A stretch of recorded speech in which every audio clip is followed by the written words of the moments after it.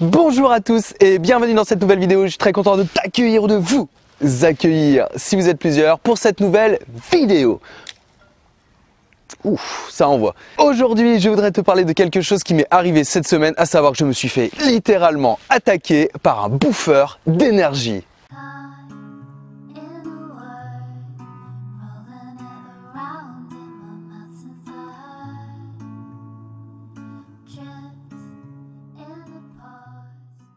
Alors, tu ne t'en rends peut-être pas compte, mais il y a certaines personnes dans ton entourage qui te pompent littéralement ton énergie.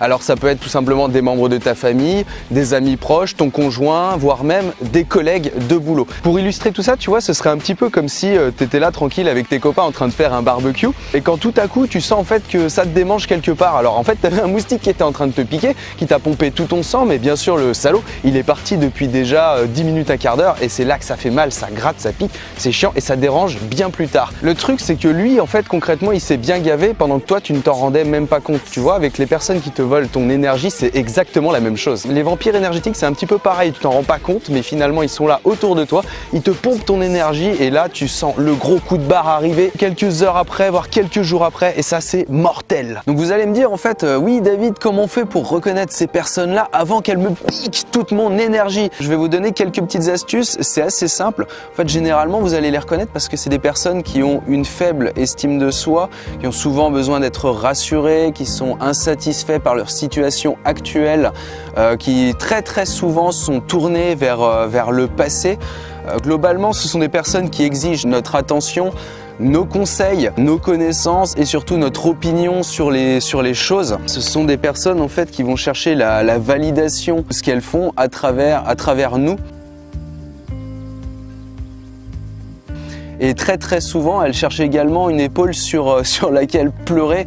Donc ces personnes-là, si vous gardez l'esprit ouvert, vous allez les détecter à des kilomètres. Faut pas leur en vouloir si vous voulez, parce que c'est des personnes qui ne se rendent même pas compte de leur toxicité. Finalement, ce sont pas des personnes méchantes, mais c'est des personnes qui vont vous tirer vers le bas d'un point de vue énergétique. Vous en rendez compte tout de suite, dès que la personne quitte la pièce, là vous vous sentez complètement vidé, fatigué, crevé, vous avez des idées noires, vous êtes parfois même irritable. En fait, vous vous sentez pas bien, c'est ça le truc. Et je pense qu'on a tous quelqu'un comme ça dans sa vie. C'est pour ça que c'est très important de pouvoir les reconnaître. De toute façon, elles ne sont absolument pas là pour résoudre leurs problèmes. Le truc, c'est qu'elles sont juste là pour se réconforter elles-mêmes. Et du coup, la seule victime dans cette histoire, c'est toi. Alors, ce que je voudrais, c'est que tu fasses ce simple exercice.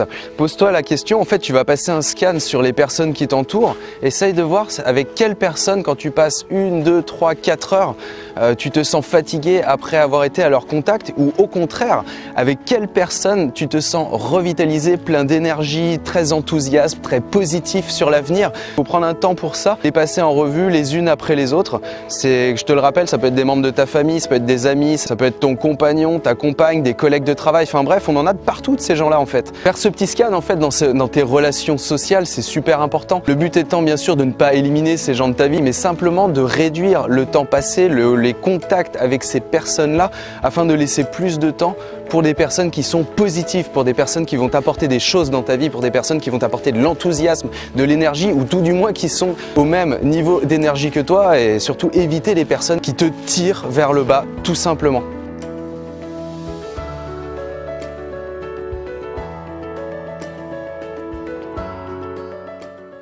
Comme je te l'ai dit en fait au début de cette petite vidéo, j'ai été moi-même victime d'un voleur d'énergie cette semaine. Je voudrais partager avec toi quelques petits trucs pour te remettre en condition si jamais tu as été toi aussi victime de tout ça. Malgré tout ce que je t'ai dit, tu vois, on peut encore se faire avoir ou parfois même on n'a pas le choix.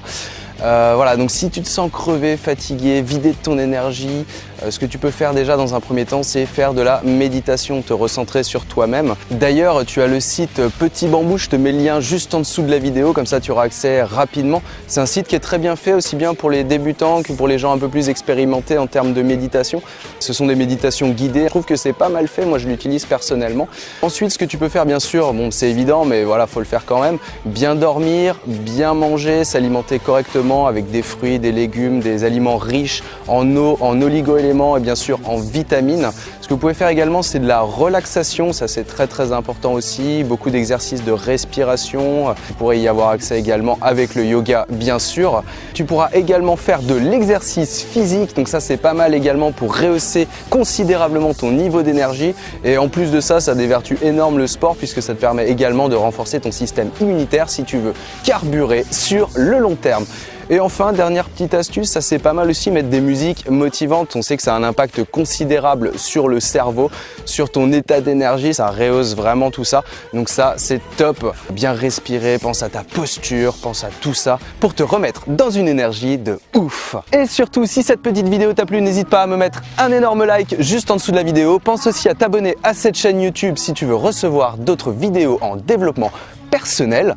Et quant à moi, je continue ma balade. Je vous dis à très bientôt pour un nouveau sujet. Allez, salut les gens!